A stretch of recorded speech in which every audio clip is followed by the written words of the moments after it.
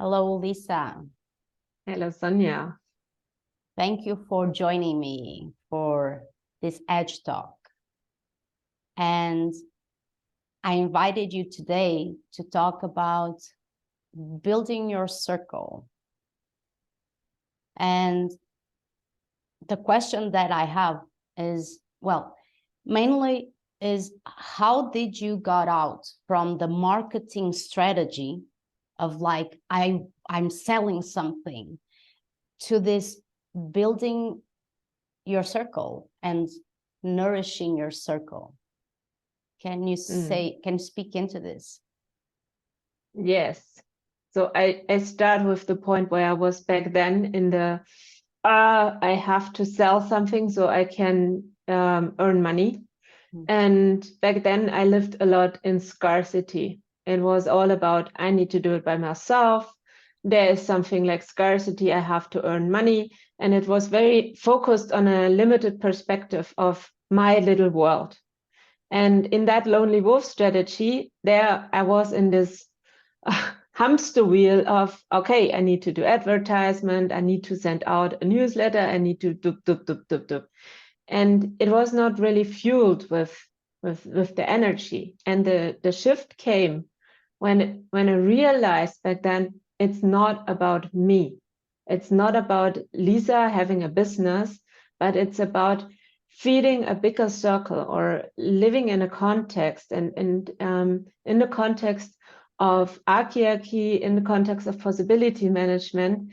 And with then something really opened up of, okay, yes. And everything what was a have to before then became differently or shifted the energy into legend telling, or I do it anyhow, but what is my purpose to do it? And that I would say was the biggest shift from selling into legend making, building the circle. And if you go into that moment where the shift happened and you start slowing it down, what was happening in that precise moment? How should I explain that?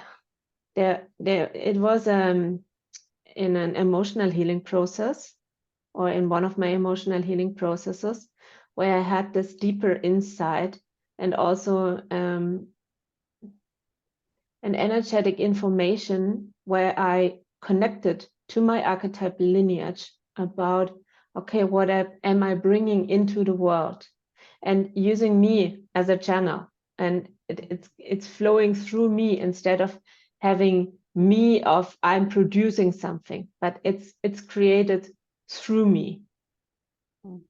So that's how I can describe it. And probably it will be for everyone's a bit different. Thank you.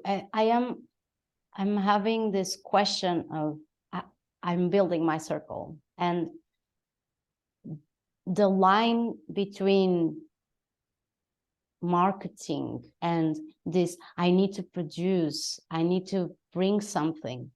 It's a very fine line.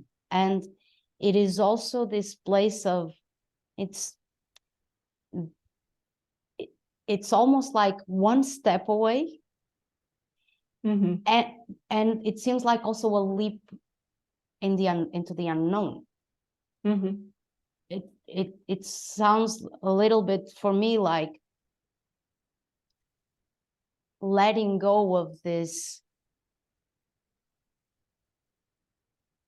sense of security, where I need to have security and build structure and have this solid base, into this place of, I'm just having fun with what I'm doing. And this fun, this need that comes from me automatically feeds the circle. Mm-hmm. Does this sound like something you went through? Like, do you have this sense of self-nourishment while feeding your circle? Definitely. So what you described sounds similar to what I experienced. And at the same time, it was not always about fun on a personal level. High level fun, yes, for the higher purpose.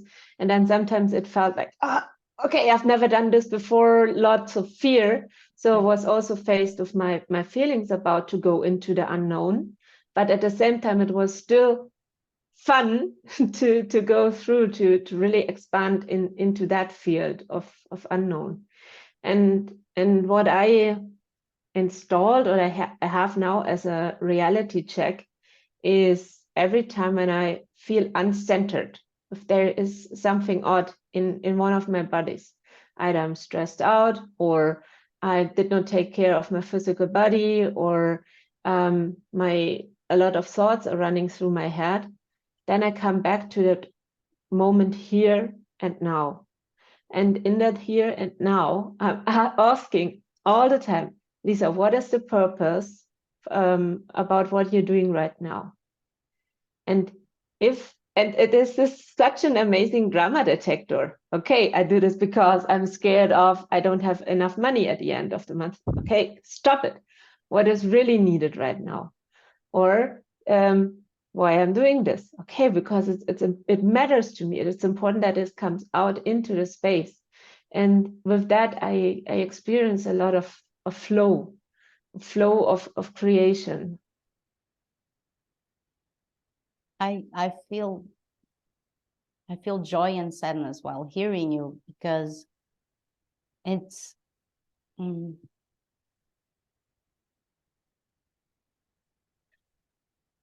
first of all, there's this joy about seeing you doing something like this. So there's someone doing something like this. Someone exists that does this. This is possible. And then the sadness that it's easy for me to go into an unconscious mode. And this detector, this drama detector of, okay, what's my purpose now? This is a great tool to navigate. And so such a simple tool. Yes. Right? It's so simple to come back to. I was just sharing with you before that I'm feeling like, okay, it's like my clarity is slipping away. And it's about the question. Yeah, Cornelius Boots, a trainer colleague of mine, he asked me once when we were sitting down, Lisa, what is when you started PM, what was the thing what was most valuable for you? And I was really thinking about all the PM tools, and then it came back to this being centered and what is my purpose? Because with that simple step, there is no, or how to say, it is your choice to navigate out of low drama, to choose which door you want to take. And of course, there has so much been other work with that, working with the own underworld, really getting clear of all the shadow principles I do have, also getting clear of the bright principles I have, but always back to this here and now, and from there taking new decisions. Thank you. This also brings me to integrity, because if I'm asking that question moment to moment, and I choose to act upon the purpose of what's alive inside, I'm in integrity with myself.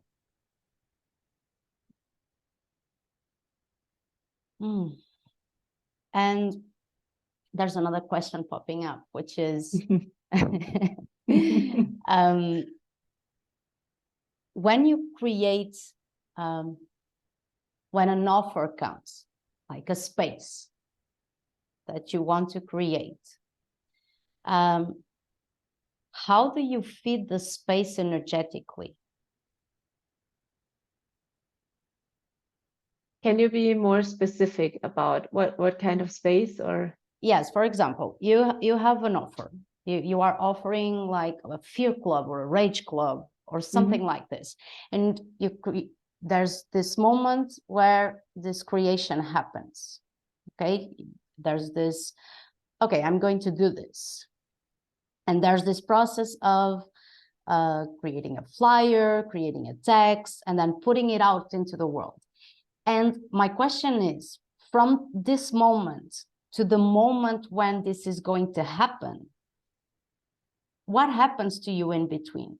How do you care for the space in between? Is it clear?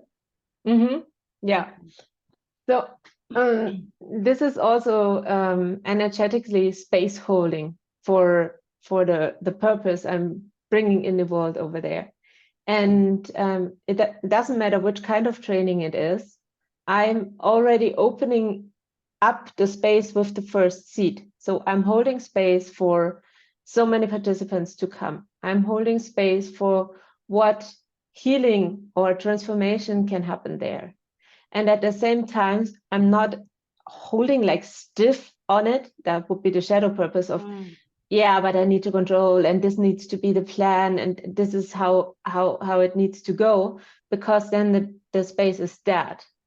And at the beginning, when I started doing rage clubs, for example, I was like, oh, fuck, I don't know what to do. And I was writing down, okay, centering exercise and doing this and doing that. And it's okay to have a plan, to have content which matters to you and which you want to bring into the space, and then totally let go of the whole plan. So rather already scan into the participants and their necessity who are coming into your space.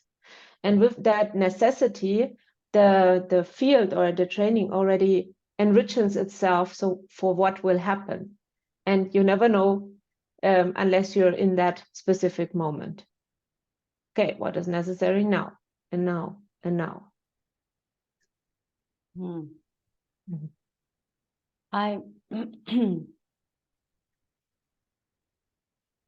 What happens and what I notice is that somehow when I create something, I disconnect from it somehow.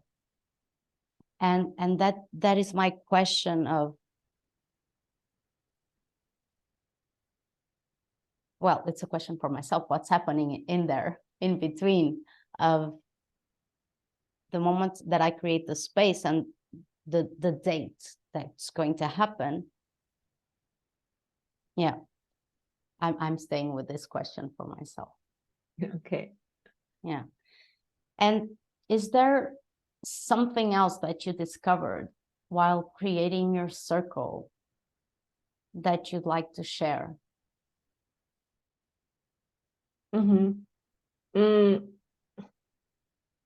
I was pretty stuck with creating a circle when it was about me.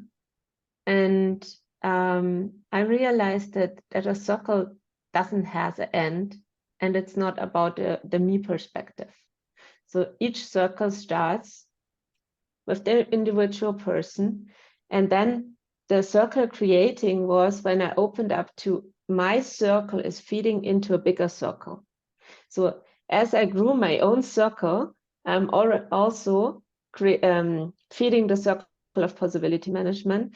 I'm feeding the circle of archiarchy, the next level of how we can live. And with that, also an energetic block was like, oh, okay. And from then on, it was easy and fun for me, but not anymore. So, oh, can I speak now with that person and tell her what I'm doing? Because then it was about me. But if now I just walk towards and say, hey, have you heard about? And it's feeding more than one layer of circle of speaking to that person.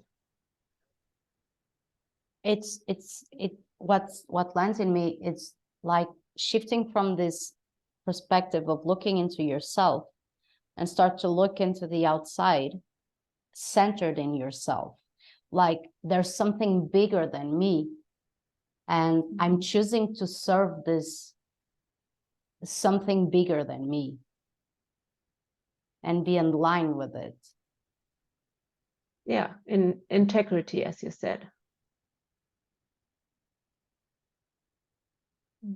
And do you still think about building your circle nowadays? Is this something that crosses your mind?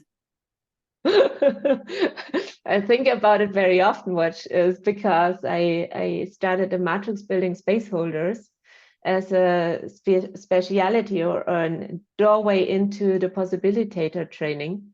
And so therefore we talk a lot about, okay, how to start possibility team, how to start a Sparks team, how to grow my own circle so I can also maybe bring possibility management to England or to that part of the country where that's never happened before. But it's not about me thinking, I need to feed it. It just comes out of me because I speak with other people about it. So it's rather supporting also others to build up their own circle. It seems that I did not know that you were doing this when I asked you.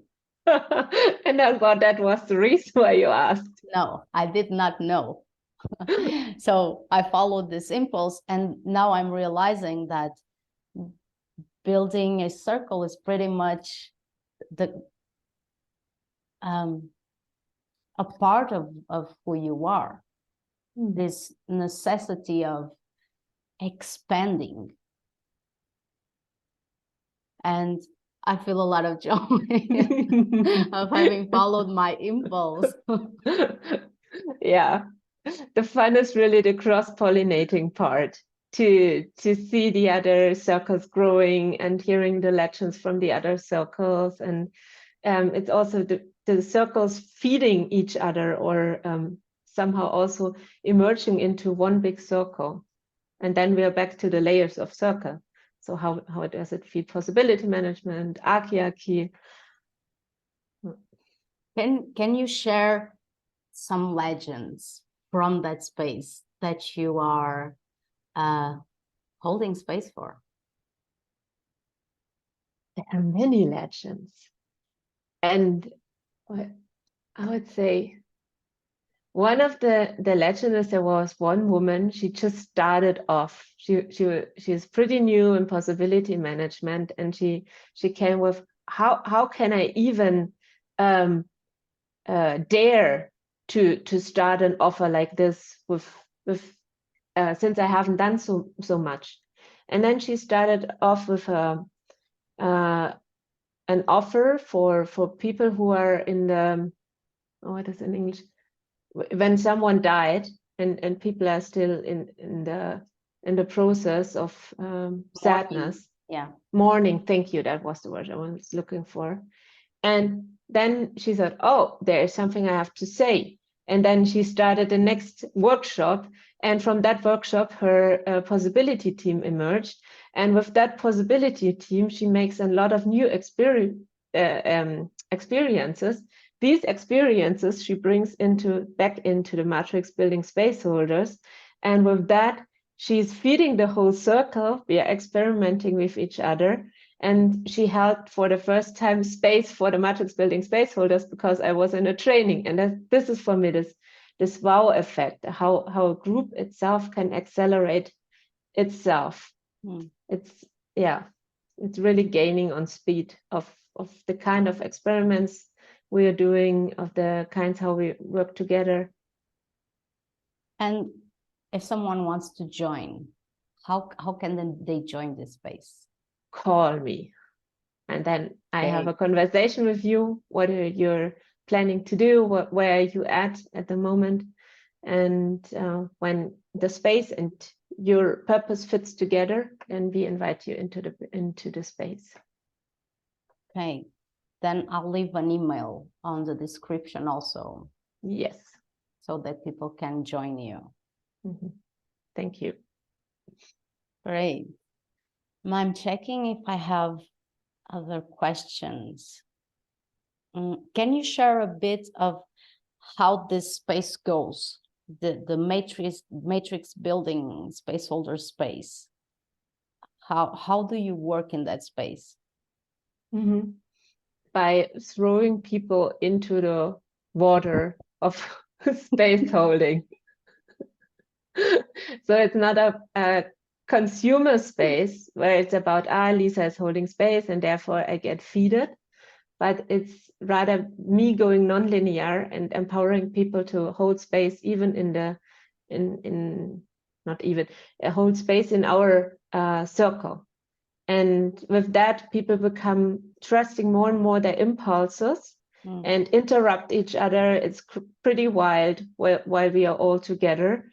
And with that, we're building up matrix for going out there and then holding space for another circle or another group. So it's pretty wide, non-linear. You never know what to expect in one of our meetings. It seems pretty empowering and also very aligned with what I see you putting out in the world. As it like the 333 Go Wild space. Mm-hmm. And it's what I'm getting is that the more you unfold your craziness, let's say, it also it's feeding your spaces and the circles, and then it's like this big cascade effect where it keeps growing and growing and growing, and it's nourishing everything, and it brings things back, and then it puts things out. This is really amazing.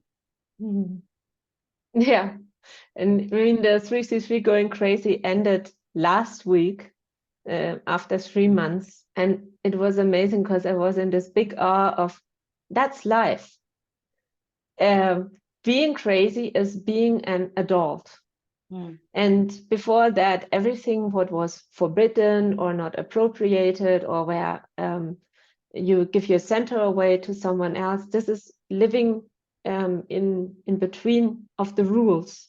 And going crazy is really to step out of every survival mode into adulthood, because you never know what will happen next. You're faced with that unknown. And so I won't never stop going crazy anymore. Can you share an experiment for people, if they want to try this out, of going crazy and be more in contact with the adult and going into this unknown? It is really training a muscle. And if you want to experience this more with the going crazy, start your own 333, because it was quite a journey of phase 1 and phase 2. And in phase 1, we did a lot about, okay, what are the feelings I'm most afraid of? And some started with their fear, some with their anger, and we just screamed out in there what the feelings were, where we might have been on the old landscape of feelings. And then with first expressing the feelings, the words came. And then we said all the words we did never dare to say. And with that, suddenly phase 2 happened. Okay, what is it really about? What is me bringing into this world? And of course, there are a lot of other experiences around that. And I'm recommending to go through all the phases. It's also to learn to feel again.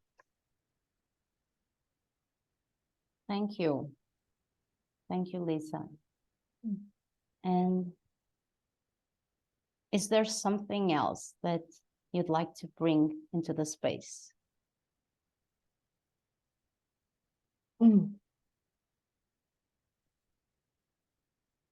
Yeah, which is really alive in me about building the circle and being in integrity about what is the purpose, is also when you're out there and you preach or you tell something, oh, that's what I'm doing. This is not integrity. So even if you open up your first space, for example, the Rage Club or Fear Club, and you haven't learned to become, for example, unhookable yet, but you pretend to be unhookable, And that's what you want to give further to your circle and say, yeah, that's important. You need to be unhookable. That's so out of integrity. So in your circle, be integer by telling, okay, people, right now in this Rage Club, I got hooked. This is what happened. This is how the mechanics are. And then people can really learn in that moment about, all right, that's how it looks like. Now we can do a shift and a do-over. And yeah, so being integer means to be vulnerable, means to go first, to show what is really going on. Thank you. Thank you, Sonia. Thank you for this space and for opening this door. Thank you for trusting your impulse and asking me about this.